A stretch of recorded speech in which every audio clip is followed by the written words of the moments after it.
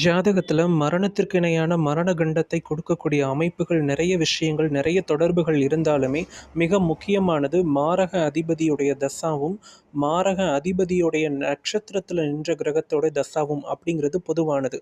ஆனா 9 நவகிரகங்களை தாண்டி துணைநிலை உபகிரகமாக இருக்கக்கூடிய மாந்தி மிக மிக முக்கியமான அமைப்புல மரணகண்டத்தை தீர்மானிக்கக்கூடிய நிலையை தருகின்றார் ஜாதகத்துல. அது குறிப்பா சொல்லும்போது தேக பாவகம்னு சொல்லக்கூடிய 3ஆம் இடம், 8ஆம் இடம் ஆயுள் ஸ்தானத்திற்கு பாவத் பாவக விதியின் அடிப்படையில் 8க்கு 8ஆம் இடமாக வரக்கூடியது.